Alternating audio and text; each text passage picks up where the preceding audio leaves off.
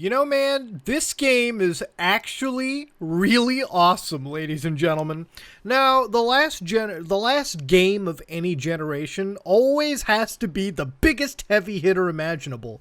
And can I just say that I am happy the final big game of the PlayStation 4 generation is a stealth game? Now, if you know anything about me as a person, as a gamer, as whatever, if you could make a stealth game about like transsexual robot cowboys and as actually that would be an interesting plot, holy crap. But you could make a game about anything in the world, and as long as it has stealth gameplay, I will play it, no matter what. I promise you. I promise my left nut, I promise my firstborn, I promise my entire lineage that I would play a stealth game.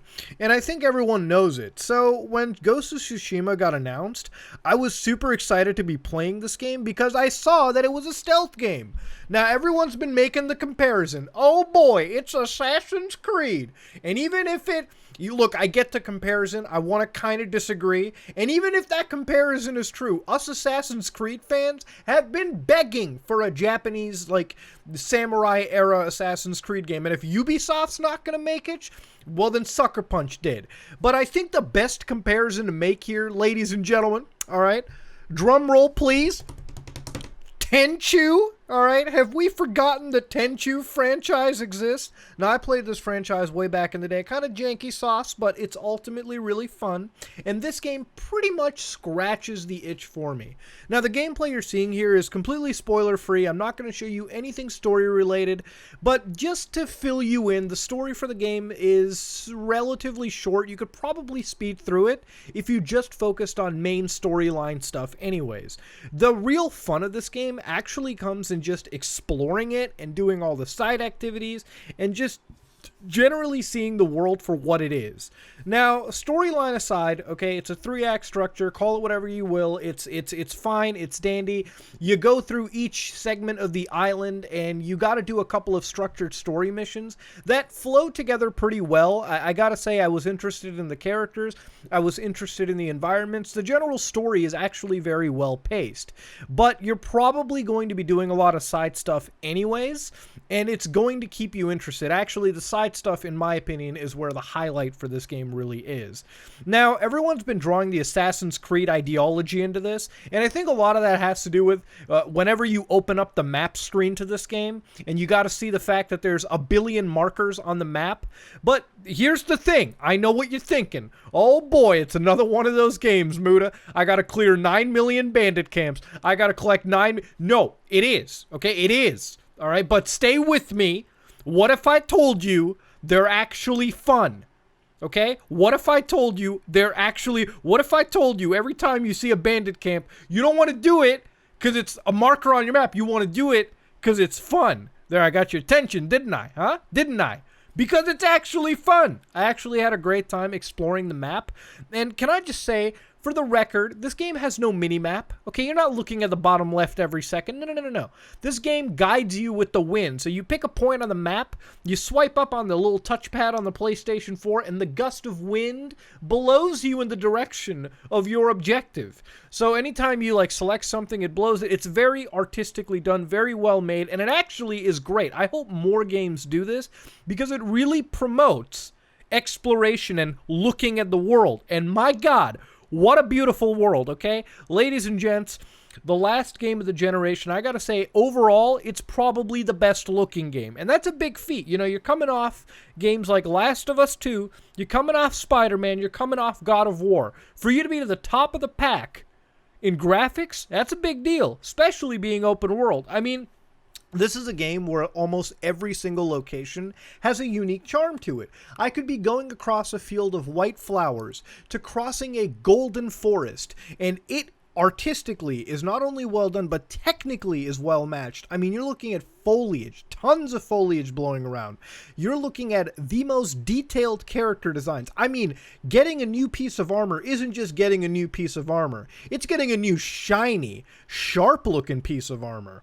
Now, the only downside visually to this game, I would say, is literally just texture work. And I feel like if this was a 2-disc release, they may have really thrown in some good looking textures, but I feel like a lot of it is just PlayStation limitation. Best part about it, though, however, is the game does load really quickly, and I think having less detailed textures overall is better. Again, the game only looks bad when you're looking at things like super up close. As a whole, the game looks great. I mean, it is a very well-looking game. I mean, the lighting is insane. And not only is it insane, it actually denotes areas of the map. I mean, when you're clearing a bandit camp, it's very oppressive looking. As soon as you clear it, it's just blue, clear skies all the way through. I mean, the game has an amazing artistic style. Visually, I have to say, it's captured me all the way through. It feels like you're looking at samurai movies play out in front of you. Now, of course, beyond all of that, the exploration, the visuals, the actual Assassin's Creed style Ubisoft let's knock things on the map is actually really well done too. I've always felt playing this game that I was making my main character, Jin, way better than he actually was. You know, you start off this game relatively weak, okay? I was getting my ass handed to me at the beginning of this game. I mean, you're talking about taking 4 hits and you're on the ground begging for death kind of gameplay. This game will push your crap back in if you let it. You know, I was playing on normal difficulty and I was kind of having a rough time in the beginning. But the more and more I unlocked my skills, the more I built my health bar up, the more I built my resolve bar up, the better I was getting as a character and the more damage I could take and the more damage I could dish out. This game has a lot of upgradability. You're always upgrading your sword, your tanto knife, your armor, you as a character, and not only are you upgrading yourself as a character, but all of these points on the map actually have a little flair of character building to it as well. I mean, I'll give you a little example. Every time you go to these hot springs, you know, so you can lay in them and build your health bar up, there's a chance for you to reflect on a couple things as a character. You pick these, and you actually get a little bit of character development with Jin and what his relation to the other characters are. I mean, it's these little tiny things that make going to each of these points on the map just that much more worth it. And tying it all together, you actually feel a level of progression that goes beyond just a level count, that goes beyond just amassing skill points to get that next skill. It actually makes you feel like you're building up this character, and it's not just a character, you know, it's an actual well fleshed out character that has relationships, that has connections and all that. I mean, generally, it has been my greatest time playing this game and just learning about Jin while doing all these secondary objectives. Now, there are some negatives to this game. As much as I've been, like, you know, blowing smoke up its ass, let me give you some negatives, all right? And this is just one negative that I've really had my entire time, and it's quality of life related. This game has no lock-on. Now, on the surface level, that's fine. This game plays like Batman Arkham when you're in combat, right? When you're fighting people, right, back and forth, it is just Batman Arkham combat, but way more fast-paced. You're switching from different stances, so there's 4 stances in the game, and each stance is effective against another enemy type. So like shielded enemies, larger enemies, enemies that hold spears, and enemies that fight with swords. So you have to keep switching these. You have to learn when to dodge an attack or parry an attack or block an attack. So each of these things happen really quickly, and slowly you get your ass kicked in the beginning. But as you master the combat system, fighting large groups of enemies becomes downright easy later on, and it's better manageable. You feel like you're actually getting good at a game versus you're getting better at fighting because you're leveling your character up, so to speak. The only issue there is that the game's camera is always fighting against you. Half the times in combat encounters, I have felt that the enemy that I was fighting was off the screen. And so I was just swiping my sword in the fucking air. All right? That's the only downside. This game, if it had a wider field of view, I wouldn't have an issue. But so far, that's the only problem. Enemies are off the screen. The camera may be, in fact, the biggest failure of this game in combat. Now, stealth-wise, okay, going back to the whole Tenchu comparison, stealth is a strong suit, okay? I'm not going to say it's in depth like Splinter Cell Chaos Theory or Metal Gear Solid 3.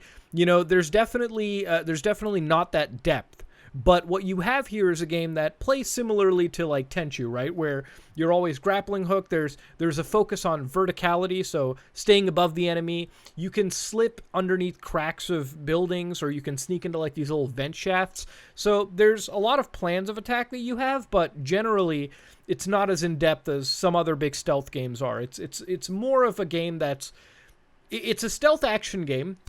that does enough to be engaging, but it doesn't really go to the levels of, the best Splinter Cell games, if I'm going to make that comparison. Your assassination techniques, you go on the ground or you stab enemies from behind, you can jump in the air and stab them from the air. There are bow mechanics where it's literally one shot to the head, insta-kill, that kind of stuff. The problem that I have with this game is, as good as that stealth is, there's no option, at least as far as I know, to really, like, I guess you could say, deal with the AI and its tendency of being a little unreliable. So what I mean by that is, half the times I've been raiding bandit camps, I've noticed that sometimes the enemies detect dead bodies, sometimes they don't. So it leads to a point where every time I go to a bandit camp, I can have a really good stealth experience, or I end up going to a bandit camp, doing stealth for like the first 5 kills, and somewhere, somehow it breaks, and I'm left in fighting every single enemy left there. Which, again, isn't necessarily a problem, because both styles of play are actually really good. It's just inconsistency is a problem. And that's just all I really had to say. That's my only gripes with this whole game. As a whole, I'm probably going to give this game a solid, like, if I had to give it a number rating, solid 9 out of 10. Like, only had one issue, but so far, it is not enough to deter me from playing more of this game. The world is beautiful to look into, to get lost into, to explore. The storyline is well-paced, and I enjoy it. And the side content is actually really awesome. Some of the side stories are really basic, like, go there, kill the enemy, bring an item back. Some of them, one in particular, had me going into a cursed forest at night to find, like, who was murdering, like, villagers passing by in it, right? It was actually intriguing. Like, it was interesting. I enjoyed it. And I want to do more of that. There's a lot of character stories where you're going through missions that are repetitive. Don't get me wrong. You definitely know what to expect once you've done a couple of them. But there's so much character building there that it's optional. You don't have to do it, but you want to do it because the characters are interesting and you want to see it. So, yeah, overall, ladies and gentlemen, Ghost of Tsushima might be one of my favorite games of 2020. And I want to see more from Sucker Punch. I've been so blown away by what they've done that I want to see more of what these guys can do in a stealth setting anyways. And that being said, ladies and gentlemen, I hope that if you were on the fence of this game, I hope I convinced you. Please go check it out. Give it a rental if you have to. Borrow it from a friend. But please play Ghost of Tsushima. It's probably one of my favorite games right now. And it completely hit me out of nowhere. I didn't expect it to be this good, but it's actually this good. That being said, if you like what you saw, please like, comment, and subscribe. Dislike it. If you dislike it, I am out.